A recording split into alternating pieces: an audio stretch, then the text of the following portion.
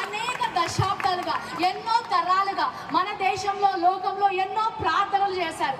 మన దగ్గర కూడా మనందరికీ తెలిసిన ఉపనిషత్తులోంచి అసతోమ సద్గమయ, తమసోమ జ్యోతిర్గమయ, మృత్యోంగ అమృతంగమయ, ఓం శాంతి శాంతి శాంతి అని ఎన్నో దశాబ్దాలు పండితులు, వేద పండితులు ఎన్నో ప్రార్థనలు చేశారు. అంటే అసతోమ సద్గమయ, అసత్యంలో ఉన్నామయ్యా, సత్యంలోకి నడిపించండి. తమసోమ జ్యోతిర్గమయ, చీకట్లో ఉన్నామయ్యా, వెలుగులోకి నడిపించండి.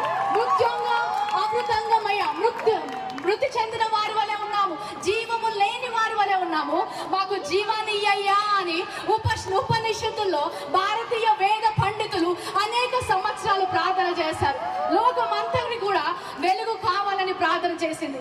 ఆ ప్రార్థనకు జవాబుగా పరలోక తండ్రి తన సొంత కుమారుడైన యేసు క్రీస్తును పంపించాడు. ఒక కారణ జన్ముడు జన్మించాడు, ఒక లోక రక్షకుడు జన్మించాడు.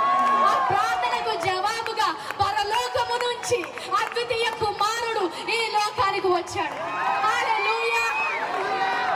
ఆయన వచ్చి యోహాను 14లో అంటాడు, I am the way, I am the truth, I am the life, I am the answer to the prayers of the mankind. సత్యములోకి నడిపించడానికి నేను వచ్చాను. ఏ మార్గం అయితే కనిపించకుండా ఉందో ఆ మార్గాన్ని చూపించడానికి వచ్చాను. పరలోకానికి మార్గాన్ని నేనే అని చెప్పాడు. హల్లెలూయా. నిత్య జీవము నేను ఇవ్వడానికి సిద్ధంగా ఉన్నాను చెప్పాడు. ఎప్పుడైతే ఆ సత్యము బయటికి వచ్చిందో, ఎప్పుడైతే సత్యము వింటారో అక్కడ స్వాతంత్రం ఉంటుంది. ఇక్కడ వీరందరూ ఇంత సంతోషంగా, స్వాతంత్రంగా ఎందుకున్నారంటే వీరు సత్యాన్ని ఎరిగి ఉన్నారు. అదే సత్యాన్ని మేము ఎరిగి ఉన్నాము. ఈరోజు మాకు సంతోషం ఉంది, ఎందుకంటే మాకు సత్యము తెలుసు, నిత్య జీవానికి మార్గము తెలుసు, పరలోకానికి మార్గము తెలుసు. అది యేసుక్రీస్తు ఒక్కడే. హల్లెలూయా.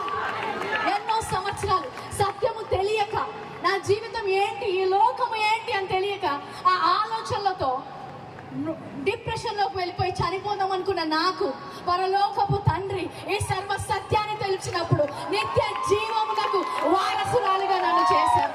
హల్లెలూయా.